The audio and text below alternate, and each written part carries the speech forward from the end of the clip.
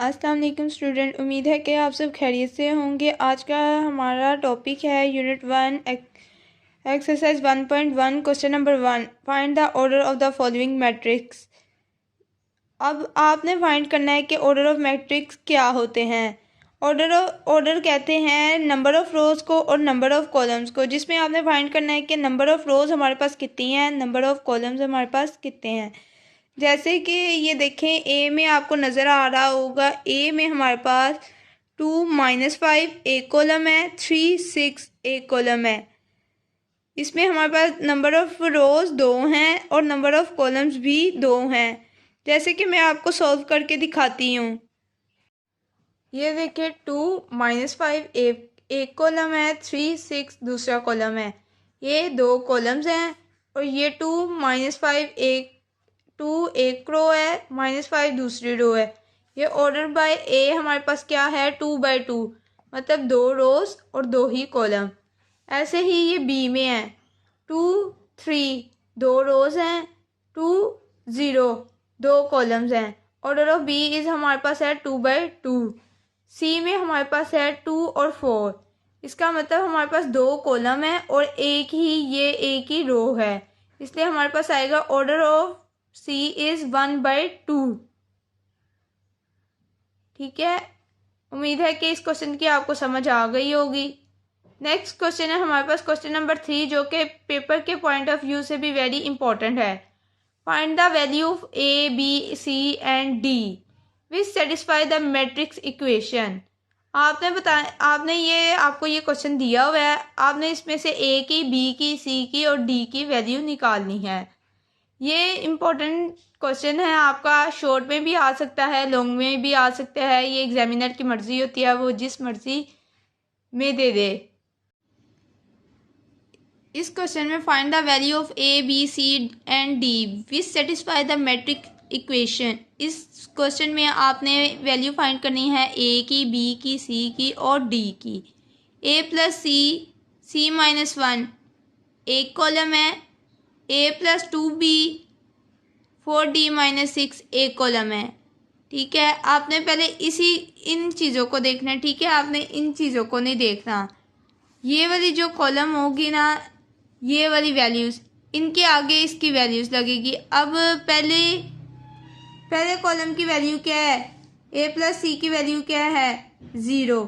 ठीक है, सी -1 की वैल्यू क्या है, 3।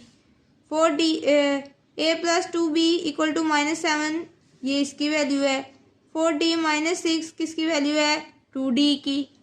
ये आपने इसके आगे लगानी है। ठीक है, ये वाली वैल्यूज इसके आगे लगेंगी, जो जिसकी वैल्यू होगी। अब हमने इसकी वैल्यू फाइंड करनी है कि ए बी और सी और डी की। अब आप खुद देखें कि किस में से जल्दी वैल्यू निकल सकती है।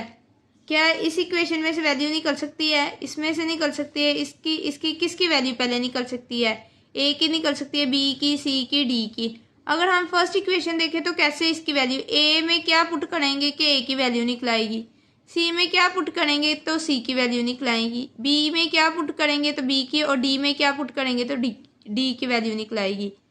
इसलिए हम लोग इजी वे चूज़ करते हैं, और हो भी यही सकता है कि सी की वैल्यू हम पहले फाइंड करें।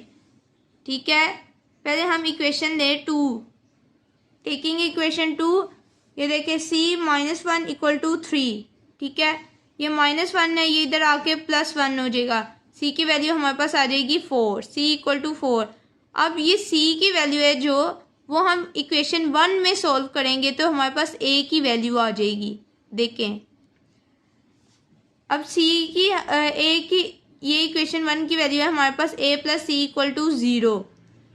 ए प्लस 4 इक्वल टू 0 करेंगे तो ए इक्वल टू -4 हमारे पास ए की वैल्यू भी आ जाएगी। ठीक है, ये देखें, उसके बाद ए की भी आ गई, सी की भी आ गई, अब किसकी रहेगी, बी की और डी की। अब आपने क्या करना है, आप पहले बी की बेशक सॉल्व कर लें या बेशक डी की सॉल्व कर लें, क्योंकि आपके पास 2 वैल्यूज़ आ गई हैं और 2 ही रह गई हैं, इसलिए आप पहले डी की कर लें। टेकिंग इक्वेशन 4, आपने 4 equation Lee, 4d -6 equal to 2d। 4d इधर ही रहा, ये +2d था, इधर आके -2d हो गया ये वाला, ठीक है, इक्वल टू ये -6 था, इधर आके +6 हो गया। अब आपने क्या करना है, ये प्लस माइनस माइनस 2d आ रहा है इक्वल टू 6, ठीक है। ये 2d जो यहाँ पे मल्टीप्लाई हो रहा है इधर आके डिवाइड हो जाएगा। ये हमारे पास कटिंग की इसकी 2 1 ज़ा 2 2 3 ज़ा 6, डी की वैल्यू हमारे पास आ गई, d इज इक्वल टू 3, ठीक है। ये हमारा एक क्वेश्चन सोल्व हो रहा है। उसके बाद हमारे पास एक वैल्यू रह गई है, देखें c की वैल्यू भी हमारे पास आ गई, a की वैल्यू भी हमारे पास आ गई और d की वैल्यू भी आ गई। अब नेक्स्ट हमारे पास रह गई है b की वैल्यू।